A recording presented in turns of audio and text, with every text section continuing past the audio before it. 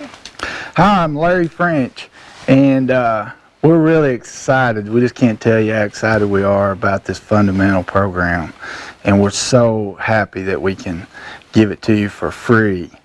Did I say free? But the fundamentals, man, you got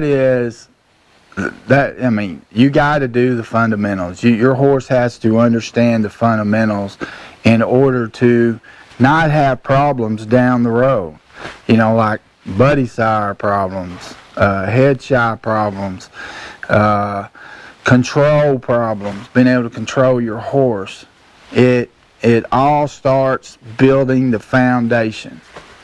You got to start at the bottom.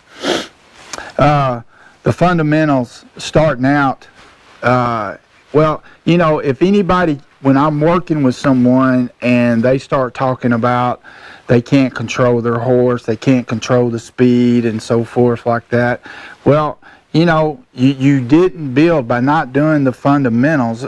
And when I say fundamentals, I'm talking about groundwork. If you didn't do your groundwork, then you didn't build that relationship that you should have with your horse.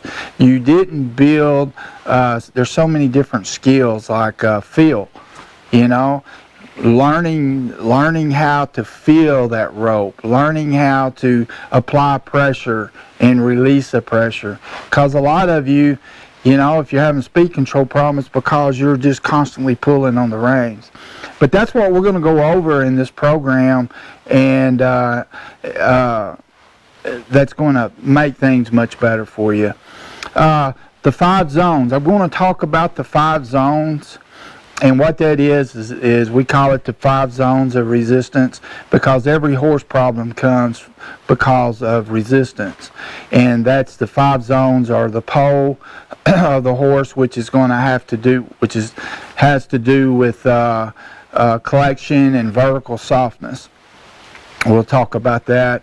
And then the neck, if you don't have flexibility in the neck, then you're not going to have control either. The shoulders, wow, this is an area, even when someone does the groundwork, they don't do the shoulders. It just blows my mind. Even a lot of trainers, they skip the shoulders. And so we're going to go over that. This is such a, area that a horse will totally dominate you at, and you'll never even realize it's the shoulders. You'll be blaming it on, something else, when the whole time it was the shoulders. So, and then the rib cage. We all have to know how to yield our leg yield our horse. There's so many, even people that's been riding for a long time can't do a side pass or a leg yield. Man, we got to be able to use those legs and control that horse with our legs so we can get our hands out of the mouth of the horse. We've got to bring, I always say everybody uses 80% of their communication with their hands, with the bit. We got to change that. We got to change it where it's 20% with our hands and 80% with our legs and our seat and our body. So, let's see, rib cage. Okay, hindquarters. Okay, this is the power. This is where all the power comes from. When you're having problems like with the shoulders, it's because that horse sticks that shoulder out there, and that's the direction he wants to go, and most of the time he's going to get it, or he's going to make your ride miserable, because he's got the power of the hindquarters pushing that shoulder. So these are the things we're going to go over, and we're really going to expect you to practice this, not just once, not just twice, to keep on going until this next problem that people have, and that's not understanding their body language, not knowing when the horse is relaxed, not when let's say for an example, you back your horse up, okay?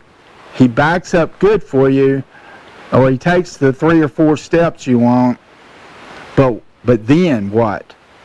Is he in a relaxed state? Is he in a willing state? Is he like, hey, that's cool, let's do it again? Is he saying that to you? Or is he saying, or is he like, stiff and like, I'm just going to stay here to protect myself because I'm not sure what the next thing is that this guy's going to ask me. This is extremely important. We do, some of us do these fundamentals, but we leave them in a negative state of mind. And then we have all kinds of problems in the saddle. Well, we have to go back, and the number one thing we have to start working on when we're doing these is trust. We have to have it in our mind that we're not looking for perfection on how well they do it, but we're looking for how much they trust us by doing it for us.